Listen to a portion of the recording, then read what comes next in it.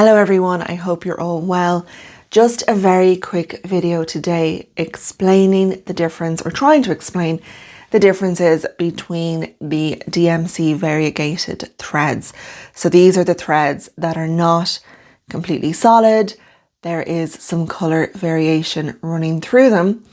And DMC offer three main types of cotton variegated thread. So the first range is in the DMC standard stranded cotton range. So these are your normal stranded cottons.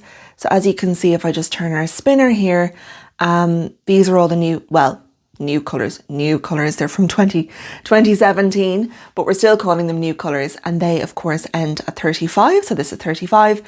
And then from 48, which is this pink, all the way over to 125, which is this green, you can see that the colours are not completely solid like the rest of the range. So they're the variegated threads that are in the standard stranded cotton range. And then I'm going to show you the other two now. Now, if we come to the very, very tippy top of our DMC spinner, we will find the variations thread. So the variations, they actually start at 4010. This spinner doesn't contain all of the variations, so the rest of them are stored in boxes. But the spinner starts at 4025. The actual range starts at 4010. And you can see these are variegated. So these are the ones in the plastic sleeves. And then if we move our spinner around, we find the last range of DMC cotton variegated threads, and those are the Coloris range. And we can see that these have the paper bands rather than the plastic ones. So they're the three main types. And now let's have a little bit of a closer look at the three different types of thread. So if we take a closer look at our three varieties of thread, you can see that there are differences between them, but there's actually also some similarities. And the main similarity between these three different types of thread is that they're actually the same thread. And what I mean by that is, if you just take away the colour, they're all the same thread. They are 8 meters long. They are your standard twice mercerized 100% cotton, and they're each made up of 6 strands that are easily divisible. So these threads are all the standard DMC thread that we all know and love. And the differences then comes down to colour, and also comes down to the way that they're packaged. So obviously the threads from the standard range have the standard DMC bands, these kind of plastic bands. The variations threads use the long plastic bands. I don't know if you can see, but they're in these kind of long plastic tubes that you will be familiar with if you use Light Effects or satin. And then the Coloris threads use paper bands. So that's what they have, or that's the difference, I should say, between them. And then the main difference between the threads, of course, obviously comes down to colour. So if we start by looking at some examples from the main colour range, the standard range, we can see that these threads all remain pretty close to one core colour. So here we have this beautiful warm green, and then we have, the focus is not being my friend today. We have this beautiful warm green, we have a darker version, we have a lighter version in there, and then we have an even lighter version. But the various colours are all remaining pretty close to that core colour. So there isn't really any contrast there, just very kind of subtle variations from one shade to the next. If we have a look at the pink from the standard range, we can see the same thing. So we have these beautiful shades of cool pink, but again, they're all staying pretty close within that colour family, that kind of cool pink. None of them are straying too far.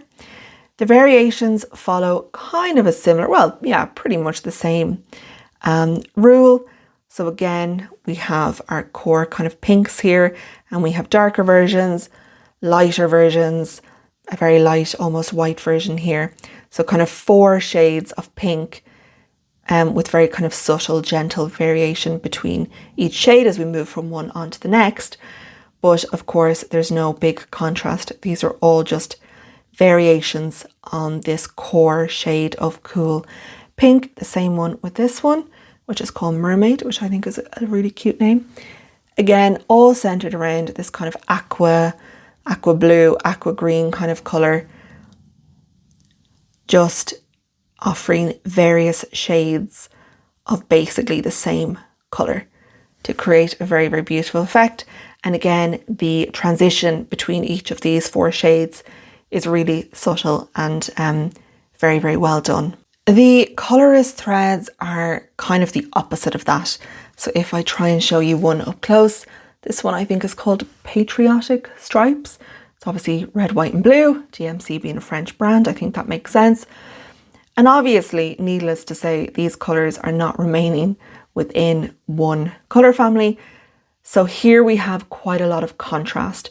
And these shades have been chosen to complement each other rather than to be very close to each other.